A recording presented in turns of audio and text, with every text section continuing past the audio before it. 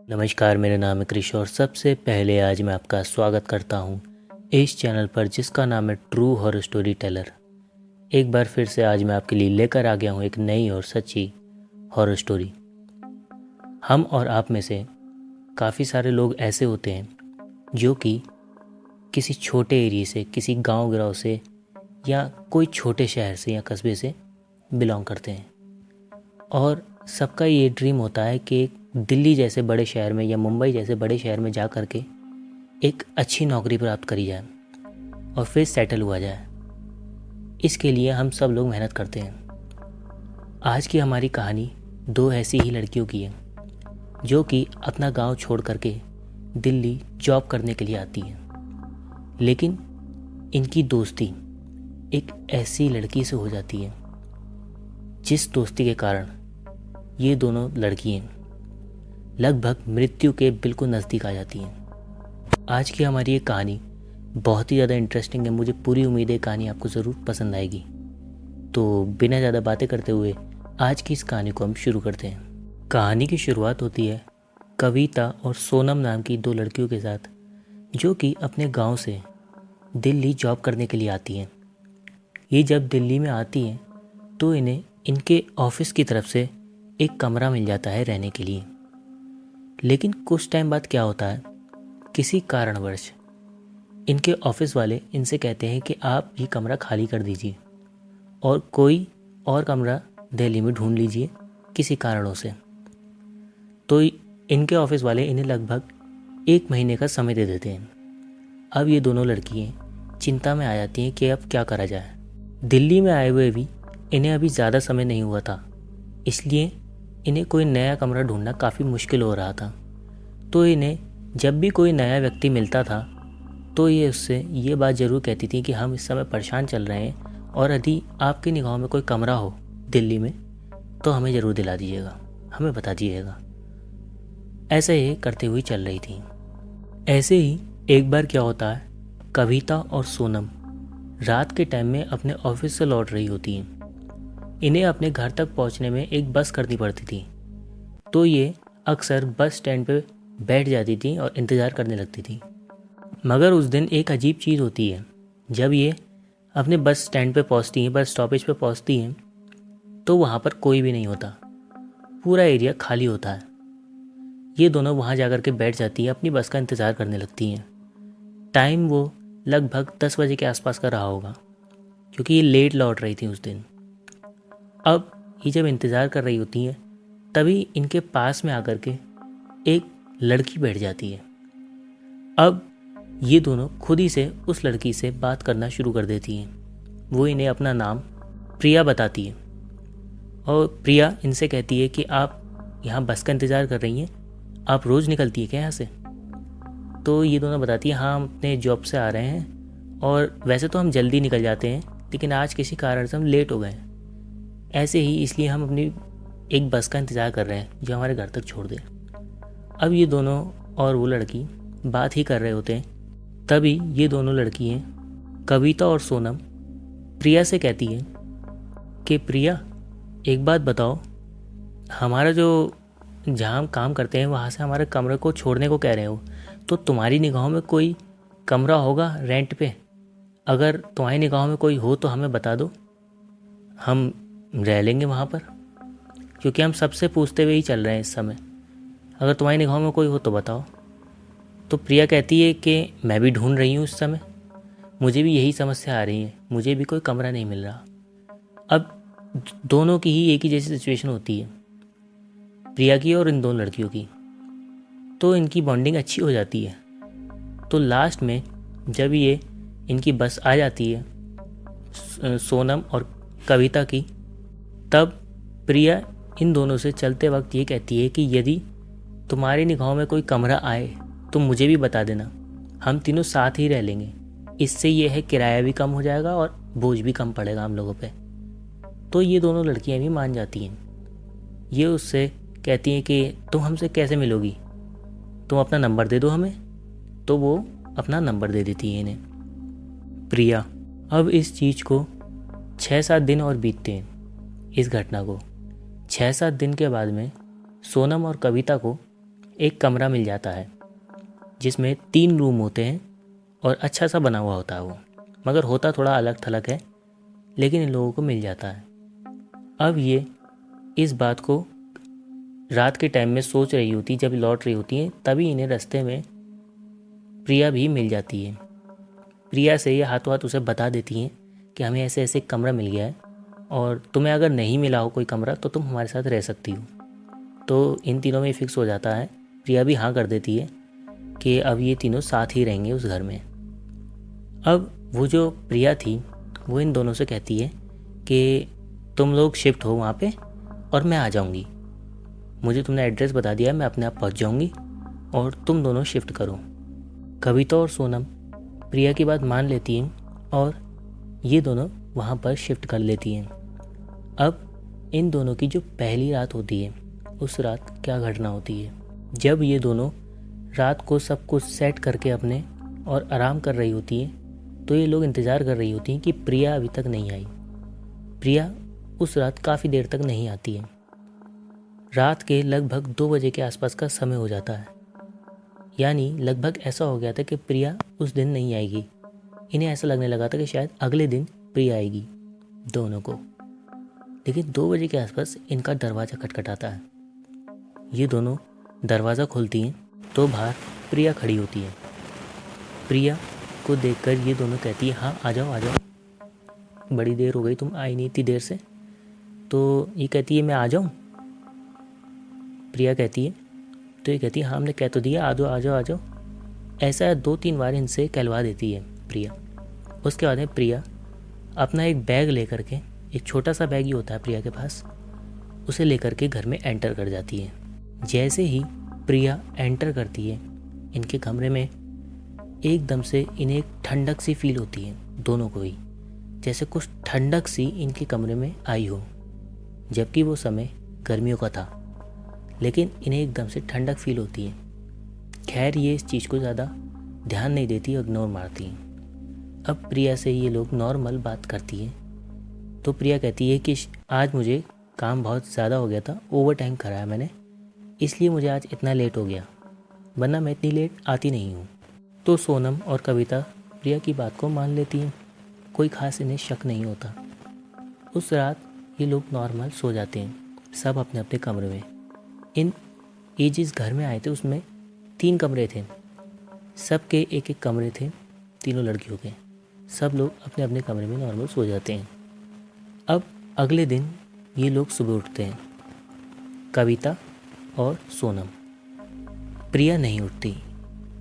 जब ये लोग उठ के निवट जाते हैं दोनों, तो ये आवाज़ देते हैं प्रिया को कि प्रिया प्रिया उठी नहीं, इतनी देर हो गई, तुम्हें काम पे नहीं जाना। तो प्रिया दरवाज़ा तो नहीं खोलती अपने कमरे का, बस प्रिया की इन्हें आवाज़ आती है कि तुम दोनों जाओ, तुम दोनों काम पे जाओ, मैं अपने आप निकल जाऊंगी, मेरा भी समय नहीं हुआ और मुझे बहुत नींद आ रही, काफ़ी लेट आई थी कल रात में, मेरा भी समय नहीं हुआ है जाने का, तुम दोनों जाओ, मैं चली जाऊंगी।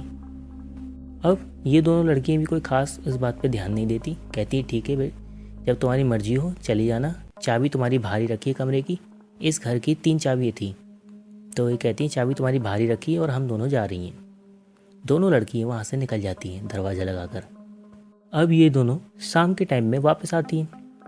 जब ये शाम के टाइम में घर में वापस आती हैं तो ये देखती हैं घर की लाइटें नहीं जल रही हैं, बिल्कुल अंधेरा सा है। तो ये सोचती हैं कि क्या हुआ, बड़ा अंधेरा होगा है, ये लाइट नहीं जलाई क्या प्रिया ने, ये दोनों सोचती हैं।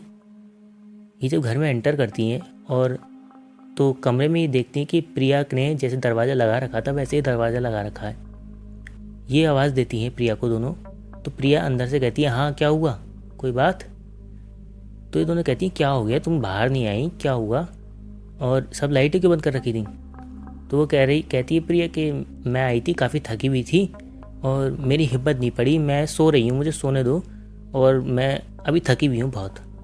तो ये दोनों कहती हैं अरे तुम थकी हुई हो ठीक है, लेकिन खाना वाना तो खा लो और बाहर तो आओ, तुम तो बाहर ही नहीं आ रही। तो एक प्रिया कहती है कि अरे मैं बहुत थक रही हूँ, मैंने खाना खा लिया था बाज़ार में ही, और तुम दोनों जाओ अपने कमरे में जाओ और मैं सो रही हूँ, ऐसा कहती है।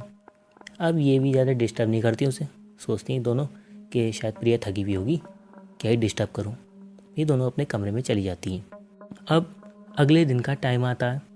अगले दिन सुबह भी सेम ही सिचुएशन होती है। जब ये दोनों काम पे जा रही होती हैं, कविता और सोनम, तो प्रिया अपने कमरे में ही बंद होती है। ये दोनों उसको आवाज़ लगाती हैं कि प्रिया तुम बाहर नहीं आ रही।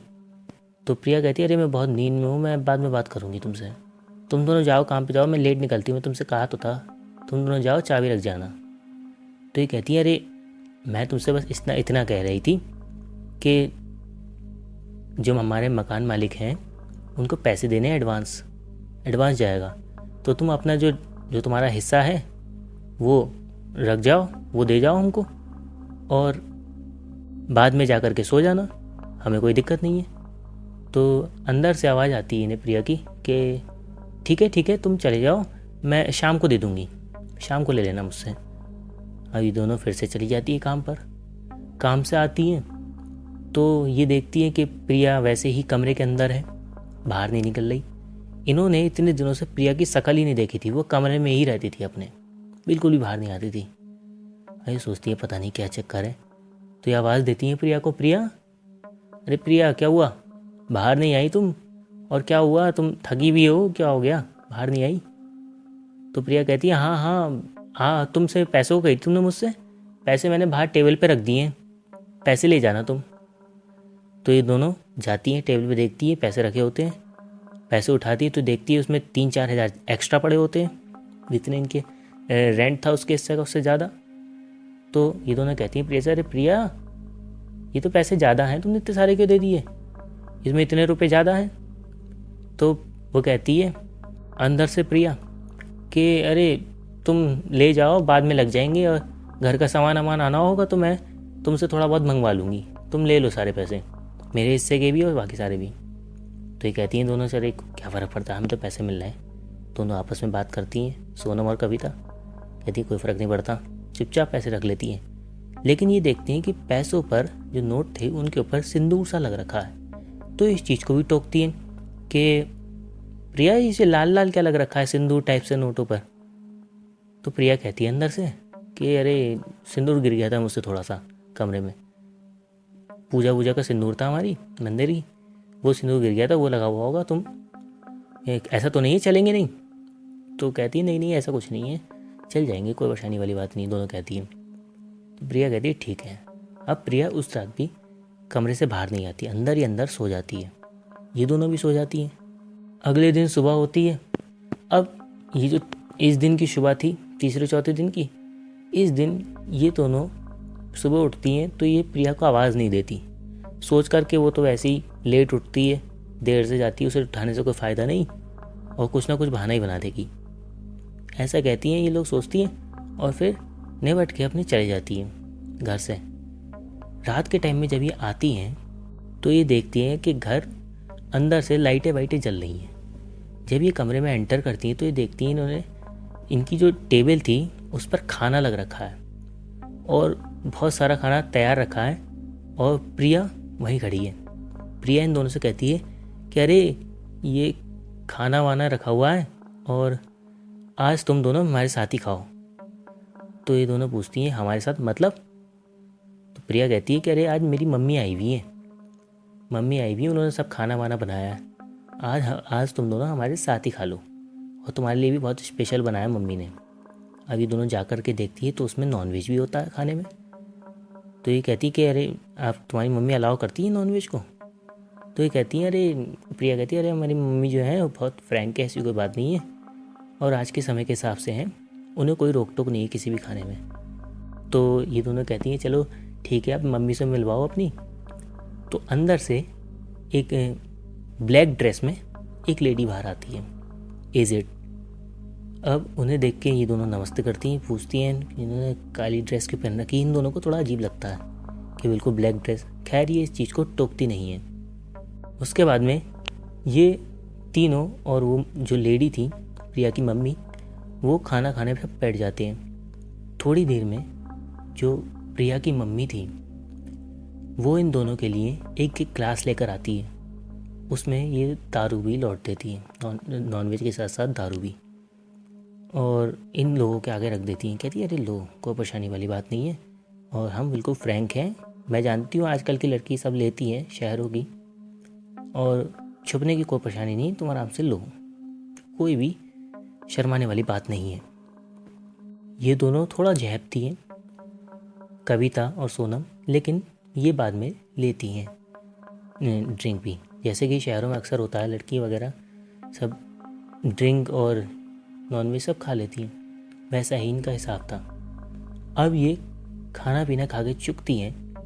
खाना पीना खाने के बाद इन दोनों को नशा सा होने लगता है, बहुत जैसे इनके सर में जैसे कुछ भारी भारी सा हो गया, और उन दोनों को बहुत तेज नींद आती है एकदम से, ये वहाँ पर बेहोश हो जाती हैं। अब क्या होता है, थोड़ी देर बाद जब कविता और सोनम की आँख खुलती है तो ये दोनों एक जैसे टेबल होती है उस पर बंधी होती हैं, दोनों के दोनों।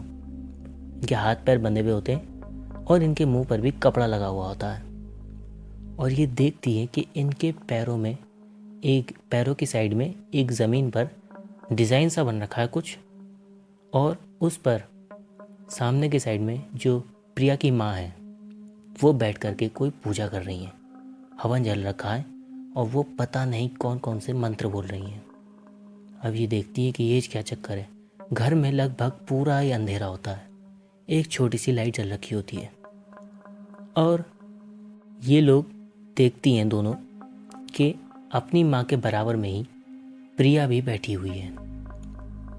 अब ये दोनों अपनी जितनी इनकी हल्की सी आवाज़ निकल रही थी उसी से चिल्लाने की कोशिश करती हैं, कुछ बोलने की कोशिश करती है। इन दोनों के मुंह से आवाज़ नहीं निकलती। घर का माहौल बहुत अजीब सा हो जाता है। ये दोनों समझ नहीं पा रही थी कि ये करना क्या चाह रही हैं। ये दोनों मन में कोई मंत्र बोलने की कोशिश करती हैं पूजा पाठ के, मगर इन्हें दोनों को कुछ याद ही नहीं आ रहा था, ना कोई गायत्री मंत्र, ना ऐसी कोई भी चीज़ इन्हें कुछ दिमाग में आ ही नहीं रही थी कि उसे सोच भी सकें। सब भूल सी गई थी। अब जैसे जैसे समय आगे बढ़ रहा था, इनके घर का माहौल और डरावना हो रहा था। इन्हें धीरे धीरे रोने की आवाज़ें आने लगती हैं। इन्हें ऐसा लगता है कि इनके घर में से कई सारे लोग हैं इनके घर में और वो सब रो रहे हैं, जैसे कोई मर गया हो।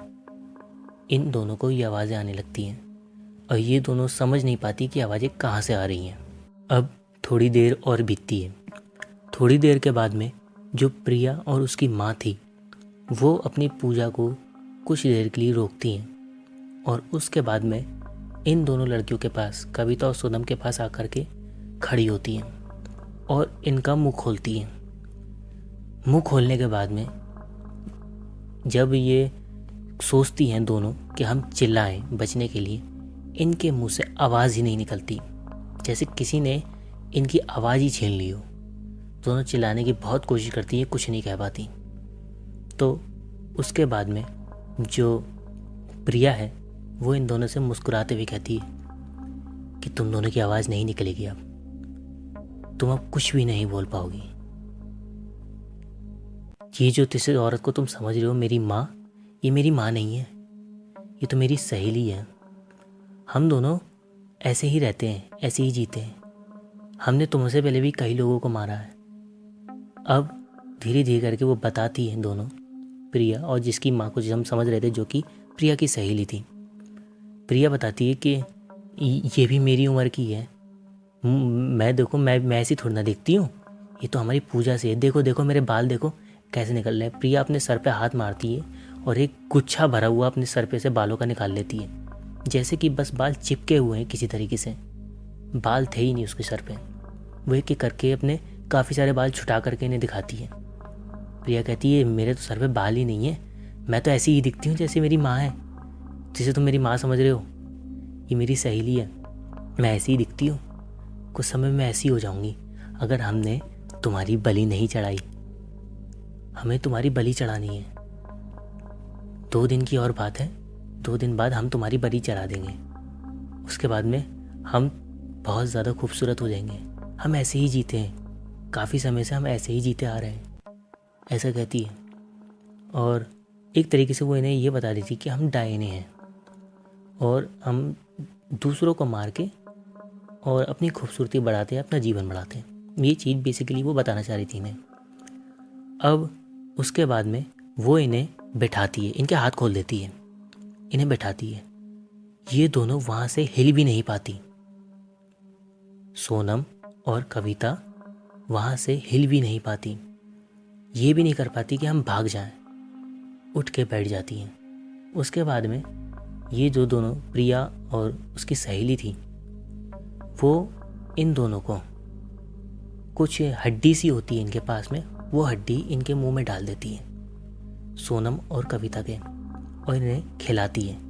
ये मजबूरी में उनके कंट्रोल में होती हैं, ये उस हड्डी को खाती हैं। एक आध चीज़ वो और इन्हें खिलाती हैं। उसके बाद में थोड़ा सा कुछ खाना टाइप होता है, मगर वो ताज़ा नहीं होता, वो इन्हें खिलाती है। जैसे ये रोबोट बन गई थी, ये उनके कहने से वो खा लेती हैं। और खाने के बाद में इन्हें वो जो प्रिया थी और उसकी सहेली, इन्हें वापस उसी टेबल पे लिटा देती हैं खिलाने पिलाने के बाद में, और फिर से इनके हाथ बांध देती हैं और फिर से इनके मुंह पर कपड़ा लगा देती हैं और वापस अपनी पूजा में जाती हैं, बैठती हैं और पूजा स्टार्ट कर देती हैं। लगातार मंत्र पढ़ रही थी। जैसे जैसे मंत्र पढ़ रही थी वो और कुछ पूजा कर रही थी, ये दोनों लड़कियाँ देखती हैं, सोनम और कविता, कि प्रिया और उसकी सहेली में जो प्रिया है उसके बाल जितने भी थे वो सारे झड़ जाते हैं और उसकी जगह पे सफ़ेद बाल आ जाते हैं और वो बिल्कुल अपनी माँ, जिसे वो माँ कह रही थी, उसकी तरह दिखने लगती है थोड़ी देर बाद। और फिर वो दोनों मिलकर के वहाँ पूजा करने लगती हैं। अब ये प्रोसेस एक दिन बाद तक चलता है। लगातार वो ऐसे ही पूजा करती रहती हैं। एक दिन बाद, यानी जिस दिन ये कांड हुआ उसके अगले दिन और उसके अगले दिन की रात तक लगातार ये कांड होता रहता है।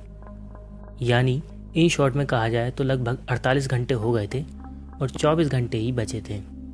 ये चीज़ लगातार होती चली जा रही थी। इस बीच जितनी भी चीज़ें थीं उन्हें कविता और सोनम केवल सुन पा रही थी और देख पा रही थी। इसके अलावा पूरा बॉडी कंट्रोल जितना भी था वो सारा प्रिया और उसकी सहेली के हाथ में था। बाकी ये कुछ भी नहीं कर पा रही थी। अब जब केवल 24 घंटे बचते हैं और दिन का टाइम आता है, दिन में भी चलता था ये प्रोसेस, घर पूरा बंद रहता था मगर ये प्रोसेस लगातार चलता रहता था। दिन के टाइम का लगभग 9 बजे के आसपास का समय हो जाता है। इस बीच एक गलती हो गई थी जो कि सोनम से हुई थी, जो गलती उसके काम आती है।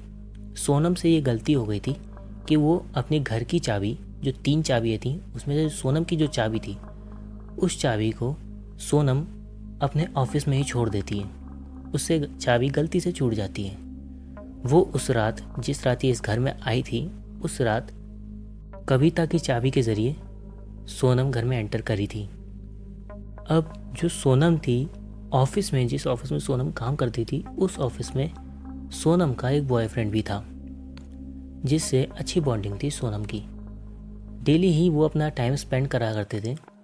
लेकिन इन 2 दिनों से सोनम का कोई भी कांटेक्ट उसके बॉयफ्रेंड तक नहीं पहुंचा था।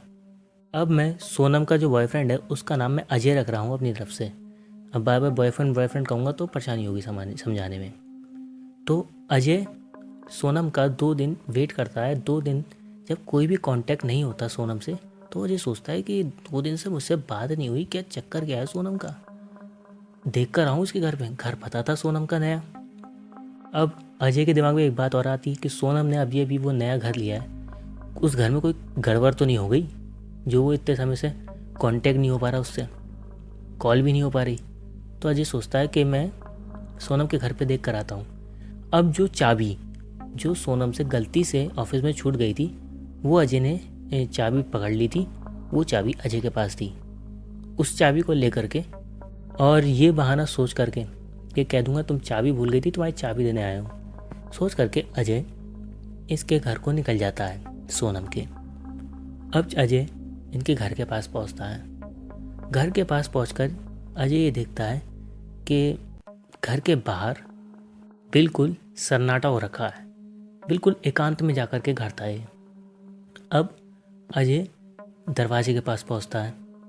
दरवाज़ा खटखटाने से पहले अजय की निगाह किनारे में एक छोटी सी खिड़की थी, वहाँ पड़ जाती है। अब अजय ये देखता है दरवाज़ा खटखटाने से पहले ही कि उस किनारे में से धुआं सा निकल रहा है। अब अजय उस किनारे में इस धुएं के कारण पहले खटखटाने से पहले झांकता है तो अजय की निगाह टेबल पर बंधी सोनम से पड़ जाती है। सोनम को देख लेता है अजय, और अजय ये देखता है कि सोनम के बराबर में ही दो औरतें बैठी हुई हैं और कोई तंत्र मंत्र की पूजा कर रही हैं। सोनम में के बराबर में ही कविता भी बंधी हुई है। ये चीज़ भी अजय देख लेता है। अब अजय एक समझदारी भरा काम करता है। अजय बिना कुछ कहे, बिना कुछ हीरो बने दरवाज़ा खोलने की जगह वहाँ से लौट लेता है, बिना कुछ भी कहे, बिल्कुल शांति के साथ। अजय सोचता है कि अगर ये कुछ कर रही हैं और मैं बाई चांस इन्हें नहीं संभाल पाया अकेले तो कुछ बड़ा कांड ना हो जाए, इसलिए अजय लौट जाता है। और लौटने के बाद अपने जितने भी दोस्त यार, उसके वहाँ पे जितना भी कांटेक्ट था उनसे जुड़ता है और उन्हें सबको सारी सिचुएशन बताता है कि ऐसा ऐसा हो रहा है वहाँ पे और कोई बड़ा कांड होने वाला है, हमें अभी चलना होगा। अजय अपने सारे दोस्तों को इकट्ठा करता है और लाठियाँ ले लेता है, पास में से डंडे लाठियाँ जो होती हैं उन्हें उठा लेता है कि अगर आज कुछ भी कांड हुआ तो इन्हें बचाने के लिए हम कुछ भी कर लेंगे। इतना हिसाब हो जाता है अजय का। अब अजय दरवाज़ा खोलता है अपनी चाबी से। जैसे ही दरवाज़ा अजय खोलता है, एकदम से जो प्रिया है और उसकी सहेली है वो एकदम से चिल्लाती है, अरे ये क्या कर दिया मरे तूने, ये क्या कर दिया, एकदम से बुढ़िया जैसी आवाज़ में। प्रिया है वो और वो उसकी मतलब सहेली है, ऐसा कुछ भी नहीं लग रहा था। अजय को ऐसा ही लग रहा था कि दोनों बुढ़िया हैं कोई औरत और वो पूजा पाठ कर रही हैं। अब अजय एकदम से लाठियाँ चलाने लगता है अपने दोस्तों के साथ। जितने भी दोस्त थे इसके 4 5 6, वो सब इन पर लाठियाँ मारने लगते हैं औरतों पर। लाठियों का उन पर कोई भी असर नहीं पड़ रहा था, जैसे कोई फ़र्क ही नहीं पड़ रहा हो। इस बीच एक काम हो जाता है। जो अजय का एक दोस्त होता है वो जा कर के दोनों लड़कियों को, कविता और सोनम को, खोल देता है और दो लड़के मिलकर के उन दोनों को अपने कंधे पर लादते हैं और लाद करके वहाँ से बाहर निकल जाते हैं घर से। और अजय भी किसी तरीके से उन औरतों को रोकता है। वो औरतें इन लोगों पर बहुत भारी पड़ रही थी, अजय और उनके दोस्तों पर।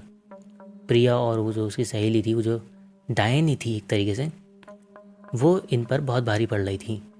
लेकिन किसी तरीके से अजय उन्हें धकेलता है और धकेल करके बाहर आ जाता है सारे दोस्तों को निकाल करके, और वापस दरवाज़ा बंद कर देता है, ताला लगा देता है। और वहाँ से ये सारे दोस्त और कविता और सोनम तुरंत वहाँ से निकल जाते हैं। और वहाँ से निकलने के बाद में कविता और सोनम को धीरे धीरे अपने बॉडी पार्ट्स कंट्रोल में आने लगते हैं। जितने भी बॉडी पार्ट्स थे, हाथ पैर, और जो वो इतने समय से चला नहीं पा रही थी वो सब, मुंह भी धीरे धीरे उनका चलने लगता है। जैसे जैसे वो उस घर से दूर जा रही थी वो ठीक होने लगती हैं। अजय उन्हें सीधे एक मंदिर में लेकर जाकर बैठा देता है। उसके बाद में अजय जो उस घर का मकान मालिक था उसके पास पहुंचता है, और उसके पास पहुंचने के बाद में वो फिर वापस उसी घर में पहुंचता है उन औरतों को देखने के लिए कि क्या ये सब हुआ क्या। और मकान मालिक के साथ पहुंचता है। अब की बार बहुत सारे लोग थे, लगभग 15-20 लोग थे दरवाजे के बाहर। लेकिन एक शॉकिंग चीज़ होती है, जैसे ही ये लोग दरवाज़ा खोलते हैं, ताला खोलते हैं और ताला खोल करके उस घर में देखते हैं कि वो दोनों औरतें कहाँ हैं। इनके हिसाब से वो औरतें अंदर ही होनी चाहिए थी, लेकिन वो औरतें अंदर नहीं होती। ये पूरा घर चेक कर लेते हैं, इन्हें वो औरतें कहीं पर भी नहीं दिखती।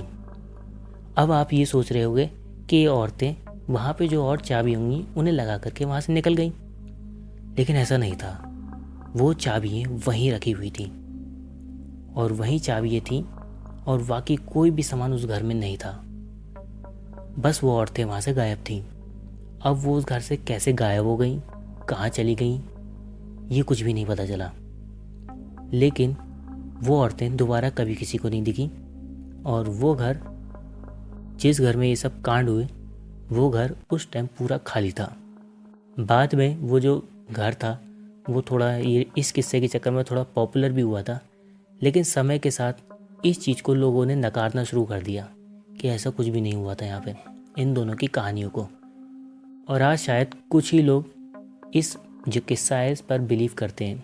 उस घर के आसपास आज भी लोग रहते हैं, लेकिन कुछ ही लोग ऐसे हैं जो इस किस्से पर बिलीव करते हैं। सबका मानना ऐसा है कि ये जो लड़कियां आई थी उनकी बनाई हुई ये कहानी है केवल, बाकी कोई भी इस कहानी पर बिलीव नहीं करता। खैर, इसी बात के साथ आज की हमारी ये कहानी यहीं समाप्त होती है। ये जो कहानी है इसमें जो सोनम और कविता है, इनके दिमाग से काफ़ी समय तक ये किस्सा ऐसे इनके दिमाग में चढ़ा रहा था कि बहुत टाइम तक तो ये अपने घर से बाहर ही नहीं निकली थी, ये डरते हुए कि प्रिया इनको ना मिल जाए, क्योंकि ये बहुत ज़्यादा डर गई थी। इन्होंने अपना काम वाम जितना भी ये करती थी सब छोड़ दिया था। जिस जगह ये रहती थी गाँव में, वहीं ये वापस पहुंच जाती हैं। काफ़ी समय तक वहाँ से निकलती भी नहीं है, बहुत ज़्यादा डर गई थी। खैर, लेकिन समय के साथ इन्होंने ये किस्सा भुला दिया और आज ये नॉर्मल लाइफ अपनी बिता रही हैं। मगर जब भी इनके दिमाग में ये किस्सा आ जाता है, अपने ये जीवन की घटना आ जाती है, तो इनकी नींदें उड़ जाती हैं। खैर, इसी बात के साथ आज की हमारी ये कहानी यहीं समाप्त होती है। अब मैं आपसे कहना चाहूँगा कि यदि कोई ऐसी बात जो कि इस कहानी में आपको समझ में नहीं आई हो, तो मुझसे आप कमेंट बॉक्स में ज़रूर पूछ सकते हैं, मैं आपको उस बात का ज़रूर जवाब दूंगा। इसके अलावा मैं आपसे कहना चाहूँगा कि यदि आपको ये कहानी अच्छी लगी हो तो लाइक शेयर कमेंट ज़रूर करना, वो हमारे लिए बहुत वैल्यूबल है। और इसके अलावा यदि आप ऐसी कहानियाँ और भी सुनना चाहते हैं तो चैनल को सब्सक्राइब कर लेना। ऐसी और हॉरर स्टोरी मैं इस चैनल पर डालता रहता हूँ और बहुत सारी पुरानी भी इस चैनल पर पड़ी हुई हैं। आप उन्हें भी जाकर के ज़रूर देखें, वो भी आपको ज़रूर पसंद आएंगी। सब्सक्राइब भी ज़रूर कर लीजिएगा, ये मेरी रिक्वेस्ट है। खैर, अपना समय हमें देने के लिए आपका बहुत बहुत धन्यवाद।